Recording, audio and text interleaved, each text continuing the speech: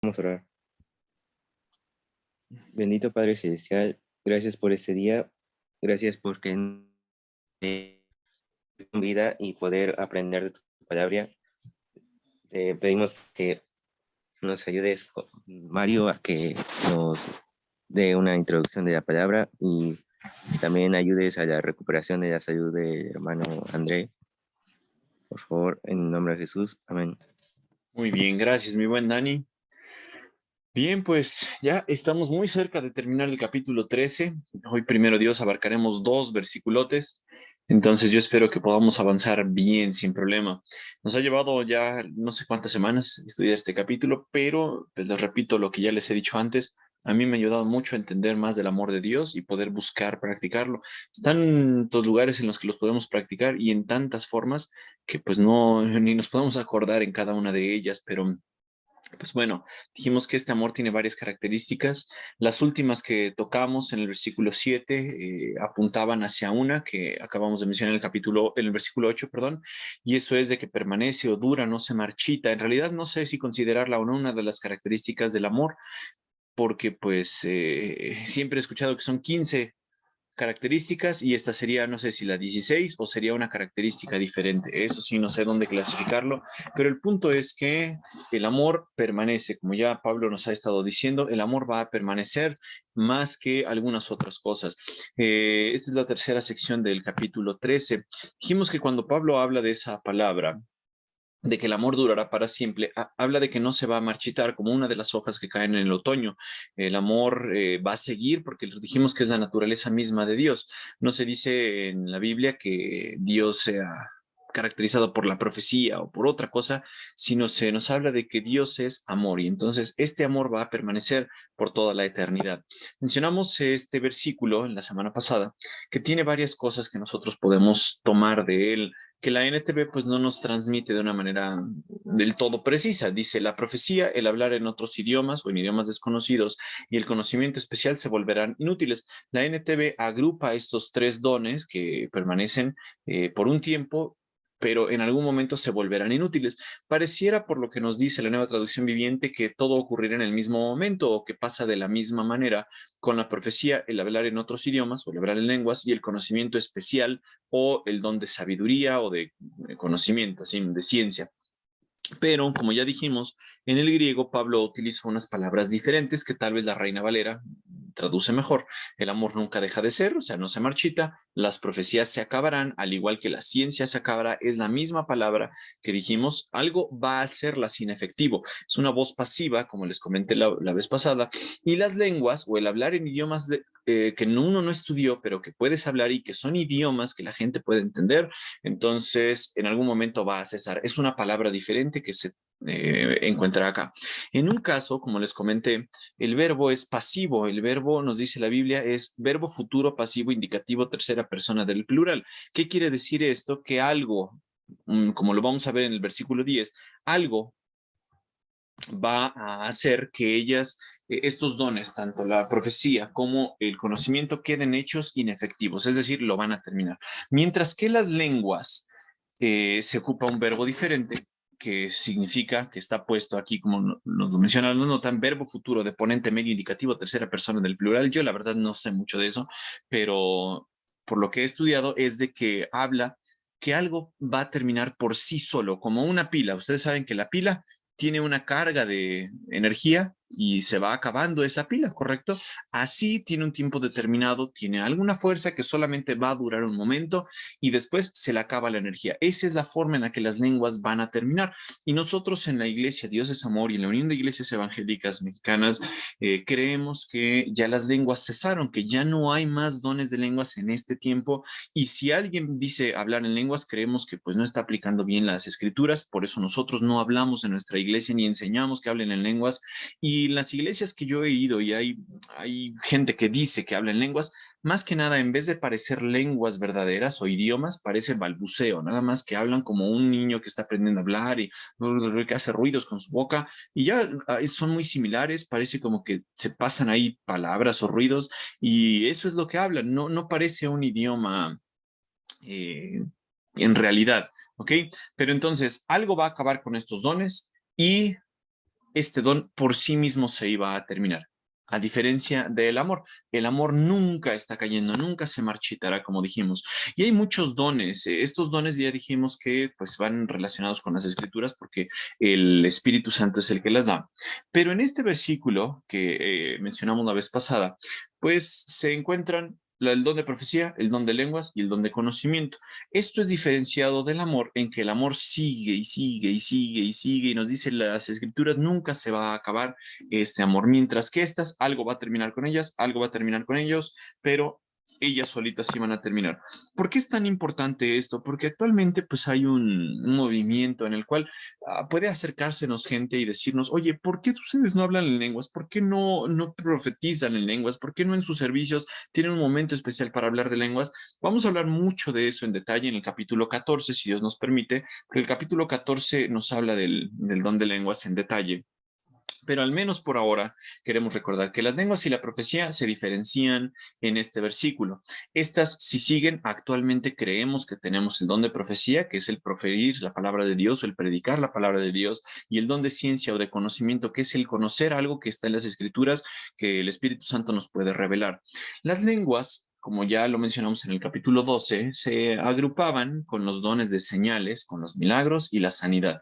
Pensamos que las lenguas, los milagros y la sanidad eran unos dones que solamente estaban destinadas a durar un poco de tiempo mientras las escrituras eran terminadas.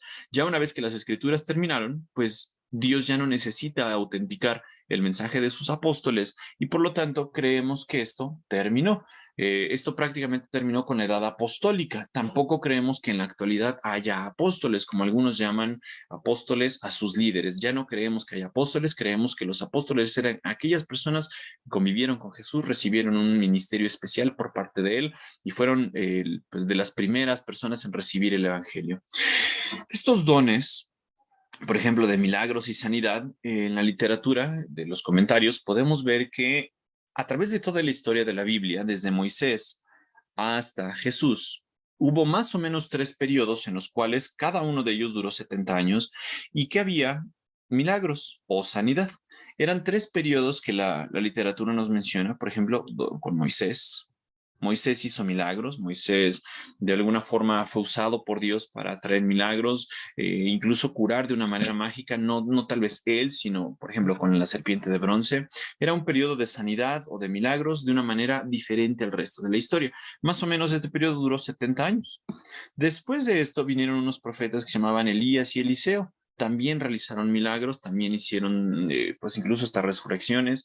Ellos hicieron milagros por un tiempo y después de ellos vino un tiempo en el que vino Jesús, sus apóstoles, y también hicieron milagros e hicieron algunas señales. Creemos que estos 3 periodos pues ya terminaron. Después de Jesús, no creemos que pues ya terminó Jesús, se fue al cielo, estaban sus apóstoles, se quedaron los apóstoles y luego los discípulos de los apóstoles y los discípulos de los discípulos continuaron haciendo milagros hasta ahorita. Eso ya no lo creemos. Si nosotros hubiéramos predicado esta clase, hubiéramos tenido esta clase hace 100 años, pues ni siquiera hubiera sido un problema para nosotros el hablar en lenguas, porque esto de las lenguas empezó más o menos a tomar otra vez power o como volverse una moda, más o menos entre 1901 y 1906. Entonces, hace algunos años quizá no era tan conocido eso, quizá no era un problema, hace 100, 150 años, pero ahorita sí hay muchas personas que tienen disque experiencias espirituales, se ponen a llorar como esta amiga, se ponen a no sé, tener dolores de parto, no sé qué les esté pasando a estas personas, o incluso a tener unas experiencias así medio raras, balbucear y decir cosas que según ellos vienen del Espíritu Santo, pero que no creemos que vengan del Espíritu Santo. ¿Por qué es importante esto? Pues dice la Biblia, miren, en el capítulo 14, que vamos a hablar más adelante, de Primera de Corintios, dice, en las Escrituras está escrito, hablaré a mi propio pueblo en idiomas extraños, mediante labios de extranjeros, pero aún así no me escucharán, dice el Señor. ¿Qué quiere decir esto? Que las lenguas fueron dadas por Dios para autenticar sus escrituras, pero también en este versículo significa que Dios utilizó las lenguas extrañas como un castigo para el pueblo de Israel. Los israelitas, ustedes se recordarán que fueron los primeros que recibieron el mensaje de Dios, fueron el pueblo elegido de Dios. Dios Dios los sacó de Egipto, Dios los liberó, Dios los cuidó a través de toda su historia, pero ellos le dieron la espalda a Dios y Dios como consecuencia trae castigo sobre el pueblo de Israel a través de naciones extranjeras que hablaban lenguas diferentes a las de Israel que ellos no entendían, se quedaban confundidos. Bueno, fue como un juicio que Dios traía sobre el pueblo de Israel y actualmente pues ya nosotros no esperamos que Dios continúe con este juicio. En el año 70 después de Cristo, en el año 70 después de Cristo, el emperador o general Tito lo que hizo fue destruir el templo de Jerusalén. Desde este momento, pues ya los israelitas, los judíos, no tienen cómo hacer sus sacrificios. Entonces, en sí, la religión judía ya no puede seguir de la misma forma que antes. Por lo tanto, no esperamos que Dios siga juzgando a este pueblo de la misma manera que antes, porque ya este pueblo quedó con su templo destruido y hasta el día de hoy no tienen un templo como lo tenían antes para ofrecer sus sacrificios. Primero de Corintios 14:22, el versículo que les sigue, que les acabo de mencionar, dice, así que como ven, el hablar en lenguas es una señal no para los creyentes, sino para los incrédulos. En la iglesia se les da un momento especial a algunas personas que dicen, ay, vamos a hablar en lenguas. Ahora es 5 minutos para que hablemos en lenguas, pero pues recordemos que están rodeados principalmente por creyentes. Y en este versículo se nos dice, es una señal no para los creyentes, sino para los incrédulos. Era para que los incrédulos pudieran ver que el pueblo de Dios, los apóstoles, tenían un mensaje especial que Dios respaldaba, pero ahorita ya no es necesario. Sin embargo, Pablo nos dice, la profecía, sin embargo, es para el beneficio de los creyentes, no de los incrédulos. Por lo tanto, en este momento, en el momento de la iglesia, en la era de la iglesia, si hay un don que nos beneficia más, es el don de la profecía. Las lenguas, nos dice Pablo, no nos benefician a nosotros los creyentes, sino eran una señal para los incrédulos. Por lo tanto, chicos y chicas, vemos que el hablar en lenguas no era pues una señal de espiritualidad, o más bien no es una señal de espiritualidad en este momento. Si alguien habla en lenguas y nos dice, es que yo hablo en lenguas, soy superior, eso ya no lo creemos. Capítulo 14, como les comento, nos dice que las lenguas son tres cosas: un medio inferior de comunicación, un medio inferior de alabanza y un medio inferior de evangelización. Y hay algunos cristianos que dicen, es que Dios me está revelando nuevas cosas. Apocalipsis 22 nos dice que ya quedaron terminadas las palabras de la revelación de Dios. Y si alguien le agrega, si alguien le quiere poner algo más, vendrán sobre él las plagas que aparecen en el libro de Apocalipsis. Entonces, no podemos creer que las lenguas sigan en uso el día de hoy. No creemos que sean un medio bueno para que se comunique la iglesia, no creemos que sea un buen medio para alabar a Dios y no creemos que el mundo ahorita conozca de Dios por medio de ruidos raros o de balbuceo, como muchos cristianos dicen tener. ¿Okay? Este don de lenguas, ustedes van a decir, oye, pero ¿por qué tanto show? Porque pues estamos terminando el capítulo 13 y si Dios nos permite, vamos a pasar al 14, en el cual se habla explícitamente de este don de lenguas que vamos a seguir mencionando. Pero en la historia de la iglesia, en la historia, pues desde que los apóstoles ya dejaron de vivir y siguieron sus discípulos, sus escritos, estuvieron analizando las cartas que Pablo y que Juan y que Pedro escribieron, pues hubo muchos que son llamados padres de la iglesia. Y estos padres de la iglesia, ¿qué decían con respecto al don de lenguas? Por ejemplo, Clemente de Roma escribió más o menos en el 95 después de Cristo. Recordemos que el apóstol Juan más o menos terminó de escribir la carta, bueno, el libro de Apocalipsis en el año 90. Entonces, 5 años después, Clemente de Roma no las menciona en las escrituras, perdón, en sus escritos. Él escribió cosas que estaban pues aquejando a la iglesia en ese momento y él no pone las lenguas como un problema. Eso era un problema en Primera de Corintios. Cuando Pablo les escribe a los de Primera de Corintios, en Corinto sí era un problema, pero más adelante ya las lenguas dejaron de ser un problema. Y recordemos que como un don no son un problema. La cuestión aquí era que los corintios las estaban utilizando de una manera incorrecta como para sentirse superiores. Pero Clemente de Roma ya no las mencionó. Miren, en el 95 después de Cristo. Justino Mártir, que tal vez han escuchado de él, este hombre anduvo visitando varias iglesias, tuvo muchísimos escritos y en ninguno de ellos menciona el problema de las lenguas, ni que en la iglesia de tal hubiera alguien que estaba predicando en lenguas. Él no lo menciona. Entonces, por esta razón también creemos que desde ese momento, desde que los apóstoles murieron, que hasta donde yo sé, el último en morir fue Juan, ya no hay más don de lenguas. Orígenes, en el siglo III, pues ya tampoco menciona las lenguas. Crisóstomo, que vivió del 347 al 407, hizo un comentario sobre Primera de Corintios, la carta que estamos estudiando ahorita, y él mencionó que habían dejado de existir las lenguas, que en algún momento sí sirvieron, que eran una cuestión que eran útiles para la iglesia, pero ya habían dejado de existir. Y Agustín hizo un comentario sobre Hechos 2:4. ¿Se acuerdan cuando viene el Espíritu Santo sobre los discípulos en el aposento alto? Él escribió esto: en los primeros siglos el Espíritu Santo descendió sobre los creyentes y hablaron en lenguas. Estas fueron señales adaptadas para aquel tiempo, porque era necesaria una señal del Espíritu Santo. Aquello fue para apoyarlos, pero ya ha desaparecido. Esto dijo Agustín, y eso ya fue hace un montón de años. Entonces, si desde el año 90 después de Cristo, que cesó la revelación de Dios y que quedó concluido el libro de Apocalipsis, no hay más de lenguas, no hay más mención del don de lenguas, porque en la actualidad sí hay gente que está obsesionada con las lenguas y que quiere que hablemos en lenguas y que quiere sentirse superior si habla en lenguas y que según ellos si se meten a la presencia de Dios hablar en otros idiomas y desconocidos. Eso no tiene ningún sentido. Los padres de la iglesia, los primeros comentaristas de las cartas de los apóstoles, ya habían dicho que habían cesado, entonces no hay razón por querer revivirlas en este momento. El único registro que hay en todo este tiempo, como les comenté, de aquí hasta el 1901, 1906, pues no pasó nada en este tiempo. Y ustedes van a decir, ¿a poco de verdad nadie mencionó nada de las lenguas? Bueno, sí, hubo un cuate que se llamaba Montano. Buscando en internet encontré esta presentación, esta diapositiva. La verdad ya no me dio tiempo a buscar quién la escribió, pero sí va en concordancia con lo que vi en un comentario. Montano era un hereje.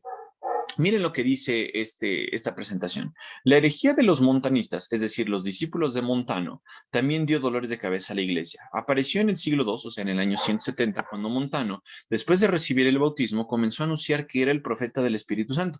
Él se sentía especial, él sentía que el Espíritu Santo lo había designado como profeta. Bueno, y que este espíritu iba a revelar por su conducto a todos los cristianos la plenitud de la verdad.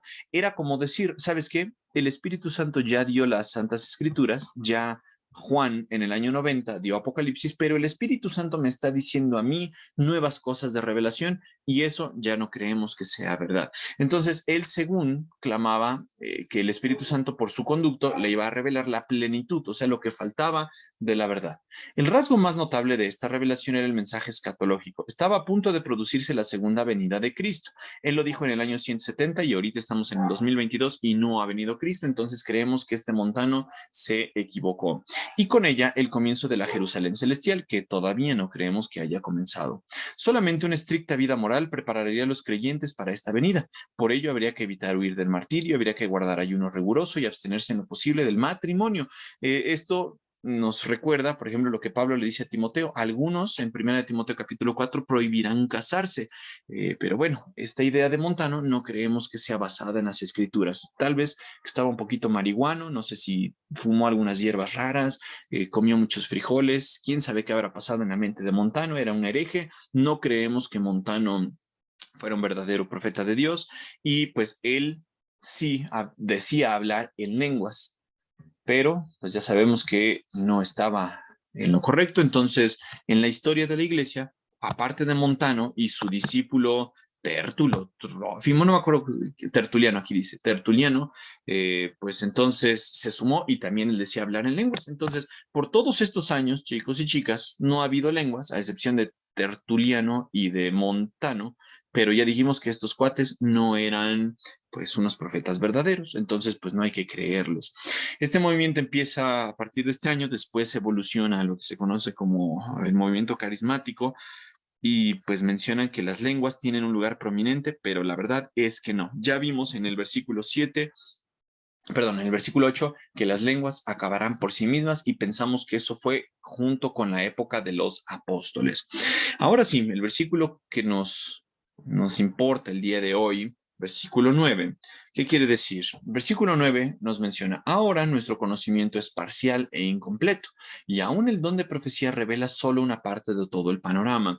Lo que está diciendo aquí Pablo es que en la iglesia estaban pues los cristianos, Y estos cristianos habían recibido algunos de ellos el don de profecía.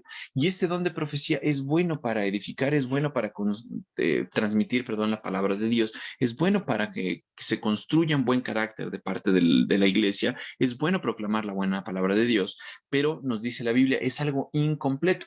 Uno podría preguntarse, ¿el don es incompleto? No, lo que Dios da es bueno, lo incompleto es nuestro entendimiento.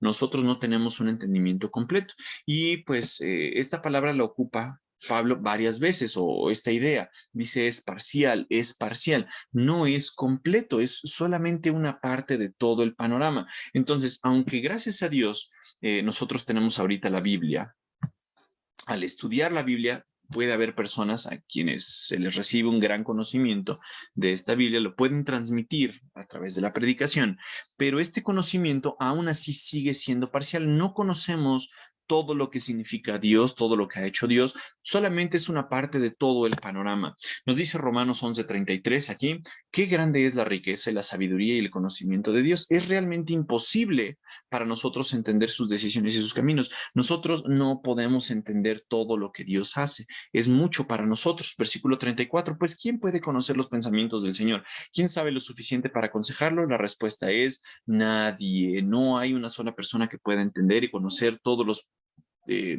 pensamientos de Dios y sus decisiones y sus caminos. No hay nadie que lo pueda hacer. Aunque tengamos el don de conocimiento, nos dice aquí el versículo 9, ahora nuestro conocimiento es solamente una parte. No podemos entender completamente. Esa es la idea que nos da Pablo. Noten también lo que dice Pedro en 2 Pedro 1:3. Mediante su divino poder, Dios nos ha dado todo lo que necesitamos para llevar una vida de rectitud. Es decir, tenemos todo lo que necesitamos para obedecer. Eso es lo que Dios quiere.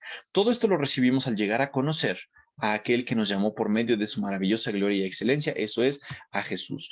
Por lo tanto, nosotros ya conocemos a Jesús, sí. ¿Significa que tenemos acceso a todo lo que necesitamos para vivir de manera obediente? Sí. Pero ¿significa que conocemos todos los pensamientos de Dios? La respuesta es no. Sus caminos siguen siendo un misterio para nosotros porque es mucho. Los humanos no lo podemos entender. Y así pasamos al versículo 10. El versículo 10, con esto terminamos hoy, nos dice, sin embargo, a pesar de que tenemos un conocimiento, pero es en parte, sin embargo, cuando llegue el tiempo de la perfección, o como lo dice la Reina Valera, lo perfecto, estas cosas parciales se volverán inútiles, o ocupa lo mismo que ya mencionó en el versículo 8, que será hecho inefectivo. El conocimiento, la profecía se volverán inútiles, las lenguas ya dijimos ampliamente que esas creemos que ya quedaron en el pasado, pero el conocimiento y la profecía se volverán inútiles. En contraste a esto, pues tenemos nuevamente el amor. El amor nos dice la Biblia que ese no se va a marchitar, no se va a degradar, no se va a caer, no va a dejar de ser. El amor va a continuar de una manera eterna. Pero entonces surge aquí una pregunta. Ok, nos dice la Biblia que la perfección o lo perfecto es aquello que va a hacer inefectivos a los otros dones. Cuando venga lo perfecto, dice la Reina Valera, entonces lo que es en parte se acabará. ¿Qué es en parte estos dones? Aquí el griego dice, pero cuando venga lo completado, aquí nos dice teleion. Teleion, según los eruditos, los que sí saben, los que estudian, los que entienden bien el griego, nos dice que es algo neutro. Es algo, no alguien, algo que va a hacer que estos dones queden hechos inefectivos. Pero vamos a ver qué es lo que podría ser ese perfecto, esa cosa perfecta que es. A través de la historia de la iglesia, nosotros podemos ver diferentes etapas. Ya dijimos que Jesús estuvo aquí en un tiempo, más o menos en el año 90 después de Cristo, quedó completadas las escrituras, y por todo este tiempo tenemos la era de la iglesia. En algún momento, no sabemos cuándo, nos dicen las escrituras que va a venir el arrebatamiento, en el cual todos los cristianos vamos a ascender con Dios, vamos a estar 7 años en el cielo, mientras la tierra se queda 7 años en la tribulación. Después Jesús regresa en su segunda venida y pues lo hace victoriosamente. En la batalla de Armagedón, él gana y se instaura como rey por 1000 años aquí en la tierra. Después de esto viene el juicio del gran trono blanco y después el estado eterno. Es decir, vamos a estar en la mismísima presencia de Dios. Lo perfecto, ¿a qué de esto se referirá? Hay algunas personas que piensan que se refiere a este momento en el cual las escrituras quedaron completadas. Dicen, pues ya en este momento, pues fue hecho perfecto, ya vino lo perfecto que es las escrituras, entonces eso, a eso se refiere este versículo. Pero si eso fuera cierto, pues sí, las lenguas ya dijimos que habrán terminado antes de este tiempo, pero en la iglesia todavía tenemos predicación y todavía tenemos conocimiento, entonces eso no puede ser lo perfecto. Otras personas piensan que lo perfecto es que la iglesia madure, que significa que la iglesia llegue a tal estado que ahora sí ya crezca. Al menos por lo que vemos en Dios es amor, no sé si en las iglesias de la sierra, pero en Dios es amor todavía estamos muy lejos de la madurez. Todavía hay quienes se caen gordos, todavía hay quienes no nos podemos tolerar, todavía hay quienes no le puedes hablar, todavía hay hermanos que te caen mal. Bueno, la iglesia todavía está lejos de lo perfecto. Entonces, quizá eso no se refiera tampoco. El arrebatamiento podría sonar como una buena posibilidad, porque dirían, ya, entonces cuando la iglesia se vaya va a estar con Dios y en ese momento es lo perfecto, pero se nos olvida que en el milenio todavía va a haber enseñanza y todavía va a haber conocimiento. Entonces, la única opción que nos queda, según los eruditos, es el estado eterno. Cuando ya estemos nosotros cara a cara, como nos lo dicen los siguientes versículos de Primera de Corintios, y podamos entonces ver a Dios y conocer lo que Él conoce.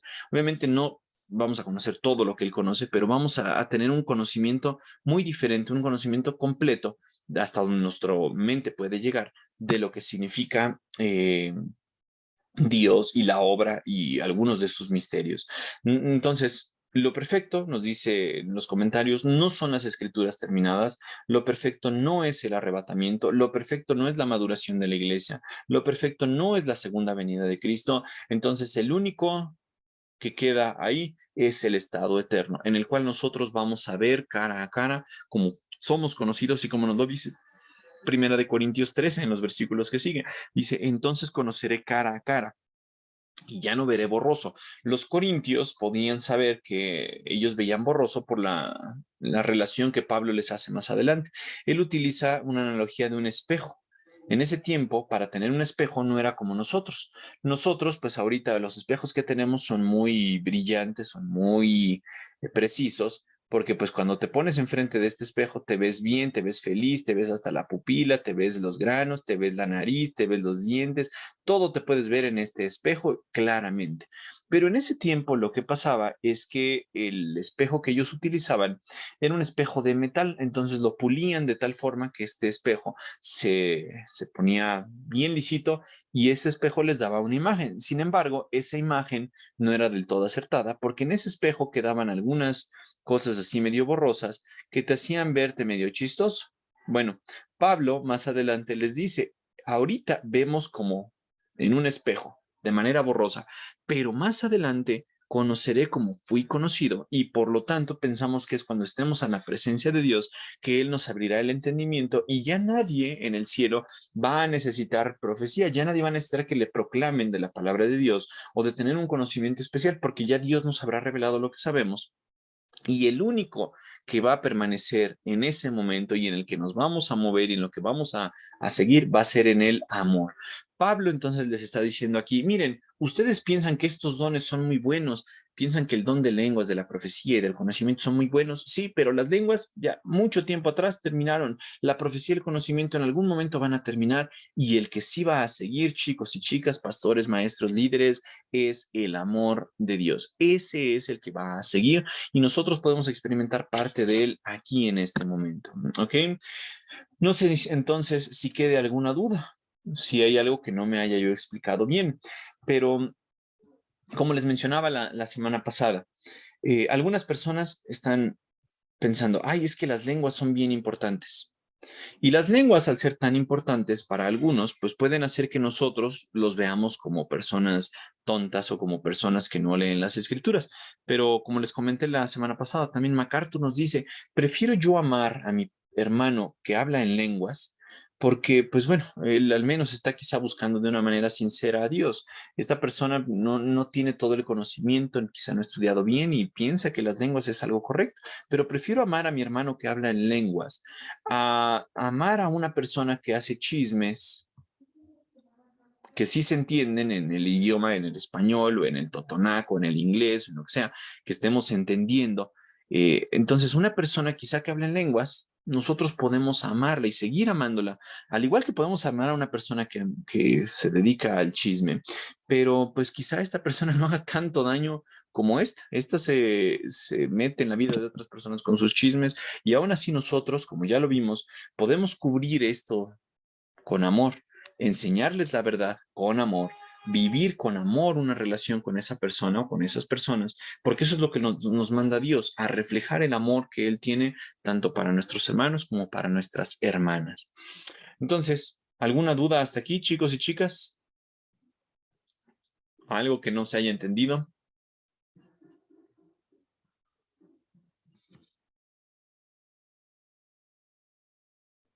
Creo que no, ¿verdad?